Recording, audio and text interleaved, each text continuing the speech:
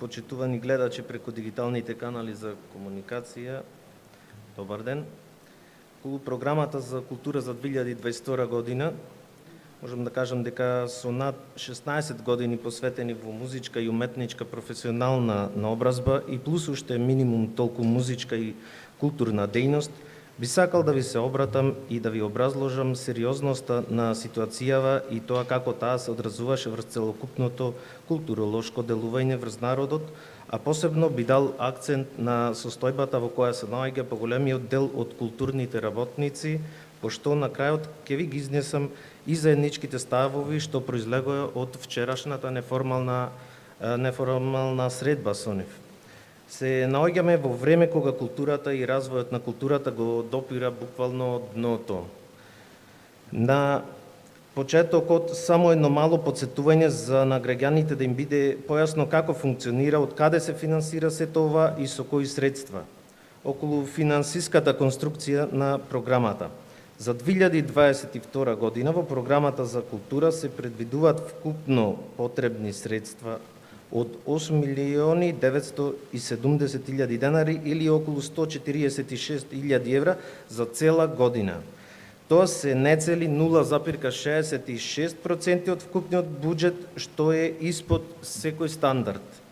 За 146.000 евра може да се организирате само денови на турбо фолк лудило и кафански стрит фајтери.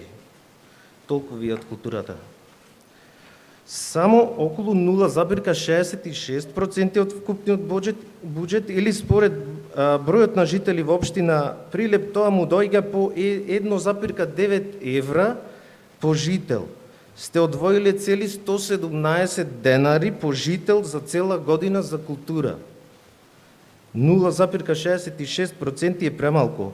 Еве, Порто, например, во Португалија одвоила 7% од вкупниот буџет на градот, а ние само 0,66%, и тоа е огромна разлика.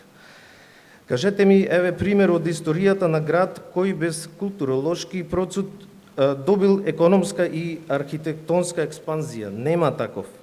Треба да знаете дека овие две работи одат заедно, рака под рака. Со ова што го гледам, само прокламирате ефтина култура и ја донесовте на респиратори. Дополнително обтоварува фактот што во самата програма за култура се вметнати и други активности што мене не ми јасно зошто се нашле овде и зошто немаме посебна програма за спорт и рекреација, па за да може подетално да се запознаеме каде планирате да ги вложите средствата и како ќе излезете од крајно мизерната ситуација во која покрај културата се наоѓа и спортот. Според напишано во стратегијата за спорт сте ја приспоиле со стратегијата за култура и барам објаснување зошто е тоа така направено. Околу планираните настани за тековната година, еве за да биде појасно, ја поделив во категории и произлезе дека во самата програма за култура за 2022 година планирате да финансирате вкупно 39 настани и тоа поврзани со религија 2 настани, паганизам 2 настани, традиција и музичко наследство 2 настани, мултимедија 3, театар 2, музички фестивали и концерти вкупно 6 за цела година. Чествување 3, поезија и издаваштво 2 настани, стратегии за развој 3, алтернативни аутдор спортови активности 14. Според ова слободно може да ја пишете како предлог програма за култура, спорт и рекреација, не мора само овде да напишете дека за култура е специјално ова. Околу начинот на табеларниот приказ во програмата имате 5 фестивали внесени во една графа со 300.000 денари, дали средствата се делат сразмерно и каде е назначено кој настан колку ќе земе. Цели 14 настани во една колона, реден број 23, со 1.500.000 денари, повторно, како и на кого ќе се распоредат, нема податок. Просек дојде по околу 1.742 евра по настан, но не знаеме кој колку ќе земе. Подетално за некои спорни настани, по суми и ставки, реден број 2, меѓународен карневал Прочка 1.500.000 денари, од кои средства по големиот дел треба да одат за сместување на гости и учесници од странство. Дополнително се поврзува реден број 20, учество на годишна конвенција на Европската федерација на карневалски градови, каде треба да обезбедиме превоз за наши представници и средства за чланарина во организацијата, тоа е плюс 100.000 денари. Посета на карневали во Македонија и соседните држави со репрезентативни групи додадени се плюс уште 200.000 денари, или вкупно карневалот побарува околу 1.800.000 денари. Со оглед на тоа дека претходната година не видовме ништо според ситуацијата и со пандемијата, ве прашувам каде појдоа овие пари?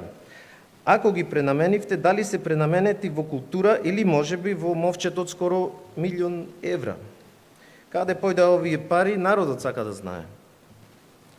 Со оглед на тоа дека претходната година речиси сите настани беа откажани, прашувам каде појдоа сите пари и дали можеби некој ги украде.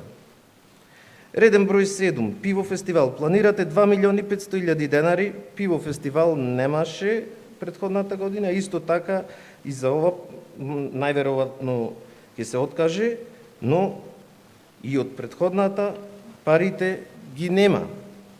Дали и овие пари замина во дупката од над 4 милиони евра загуба на општината само за минатата година, или дали можеби некој ги лапна?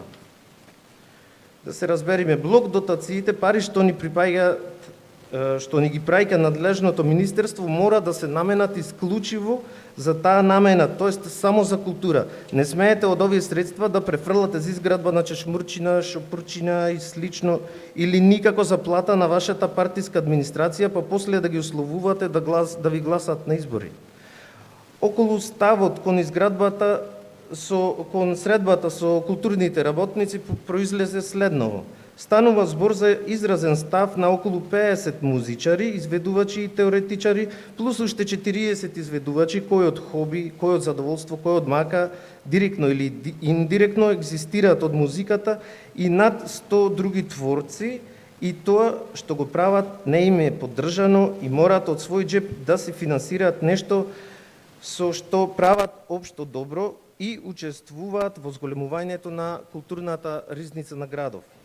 Покрај тоа, од парите предвидени од настаните што нема да се реализираат, барат пренамена, а со тоа се бара да им се обезбеди просторија во која по претходен редослед и термин ќе може да вежбаат и творат. Со остатокот од средствата бараат да се купи основна аудио опрема што ќе стои таму и да им служи за нивните потреби. Целат кон тоа за некоја година целосно да оформат општинско музичко студио и да ја раздвижат музичката продукција која моментално е -0. Еве ги спремни амандманите околу измените, но како да ги поднесеме? Во петокот, во законски рок, пробано е да ги доставиме во архивата, но како? Не идовме на затворени општински врати. И покрај дупката во буџетот, господата со години уназад имале пракса на Василица да си се напијат, да си се најадат, да си вртат бурече со париче, зелник и слично. И потоа уште утрото на самиот работен ден, во работно време, групно одлучиле сите организирано да го напуштат работното место. Затоа, еве сега овде, врз основа на член 45 од деловникот на Советот на општината Прилеп, ја поднесуваме ова итна точка на дневен ред, која гласи: предлог одлука за отпочнување на постапка за изрекување на парична казна, намалување на вкупната нето плата за месец јануари со минус 15% на сите вработени во администрацијата на општина Прилеп, што своеволно и неоправдано го напуштиле работното место во работно време на ден 14.1.2022 година и пренамена на овие средства за лекување на Бисера Ристеска. Сега барам процедурално, ако може само да образложам итноста на оваа точка. 2 минути само. Итноста за ставање на ова итна предлог точка на дневен ред ја гледам поради прекршувањето на закон за работните односи, лоши пракси, каде што беше доведено во прашање нормалното функционирање на општината, каде многу сограѓани не можеа да ги остварат своите права, обврски и должности према општината, иако многу од нив имаа земено и слободен ден од работа. И во услови на буџетска криза беше загрозена и онака кревката економија. Доказ се снимките од видеонадзорот во општината, изјава од сведоци и слично. Членови од закони што беа прекршени не ги почитува работниот ред и дисциплина, не ги извршува или несовесно и ненавремено ги извршува работните обврски, не се придржува кон прописите што важат за вршење на работите на работно место, не се придржуваат на работно време, распоредот и користењето на работното време. Не побара отсуство или навремено писмено не го известија работодавачот за отсуство од работа. Со средствата за работа не постапуваат совесно или во согласност со техничките упатства за работа. Пракса им беше со општински пари да си се почестат. Не ги почитуваат прописите за заштита при работа, јадеа, пија, не носеки маски и сега пола администрација е во карантин. Незаконски или неовластено ги користеа средствата на работодавачот, во случајот народот. Избираме да се испита која организираше и која плати забавата. Повелете на предлог точка. А околу пренамената на средствата, ги овде ја има медицинската документација, може да се разгледа. Благодарам.